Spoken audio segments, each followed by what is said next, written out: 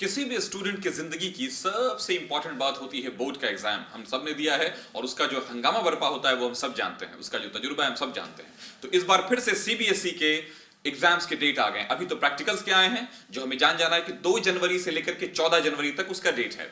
लेकिन जो उसमें इंपॉर्टेंट बातें वो हैं जो उसके दिशा निर्देश देते वक्त जो बोर्ड्स ने कही हैं। बोर्ड्स ने सबसे पहले कहा है कि 2 से 14 जनवरी जो है वो एग्जाम यानी कि प्रैक्टिकल एग्जाम का डेट होगा।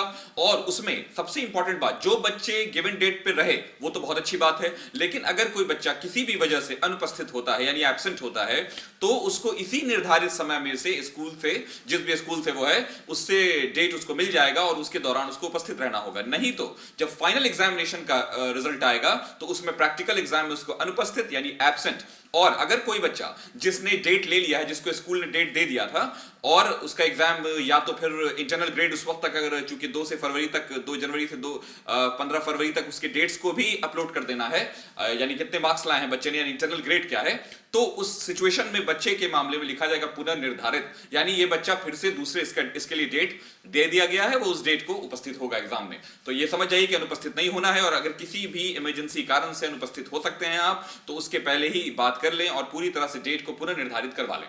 अब आइए कुछ दिशा निर्देश पर। बोर्ड्स ने स्कूल से कहा है कि जो गिवन डेट है, यानी जो वक्त, जो डेट दिया जा रहा है बोर्ड से, यानी 2 जनवरी से लेकर के 14 जनवरी तक, उस डेट में ही एग्जाम करवा लें और कोशिश करें कि लगभग बच्चे उसमें आ जाएं। उसके बाद सरकार ने बोर्ड ने एक बात और बोली है। बोर्ड ने कहा कि सारे वो बच्चे जिनको एग्जामिनेशन में कितने मार्क्स मिले हैं, कितना डेट आया है, वो सारे मार्क्स स्कीम को जान सकते हैं। इंटरनल मार्किंग में भी उनको पूरी ट्रांसपेरेंसी दी जाए, उनको बताया जाए किस सब्जेक्ट में कितना मार्क्स आया है, ये जानने का उनका पूरा राइट है।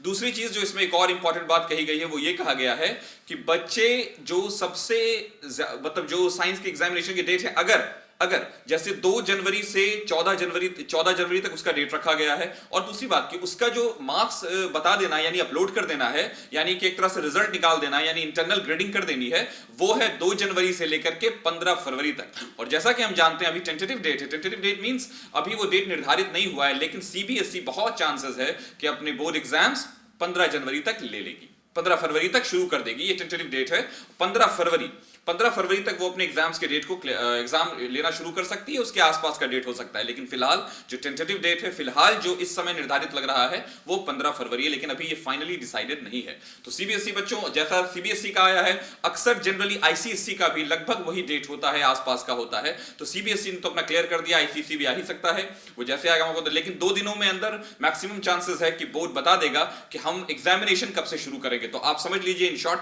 के प्रैक्टिकल एग्जाम्स की डेट 2 जनवरी 2023 से लेकर के 14 जनवरी 2023, उसकी जो मार्किंग है वो है 2 जनवरी से लेकर के 15 फरवरी तक, और चांसेस है कि 15 फरवरी से सीबीएसई बोर्ड अपना एग्जाम 10th और 12th दोनों का ले लेगी। ये बहुत इंपॉर्टेंट बात है, बच्चों इसमें ध्यान रखिए। इसके अलावा जो भी इससे जुड़े खबरें, जो भी न्यूज आएगी, हम कशिश न्यूज पर लाते रहेंगे। आप बने रहिए हमारे साथ। अगर आप हमारे चैनल को यूट्यूब पर देख रहे हैं, अगर आप इस खबर को यूट्यूब पर सुन रहे हैं, तो सब्सक्राइब कीजिए हमारे चैनल को और बने रहिए कशिश न्यूज के साथ।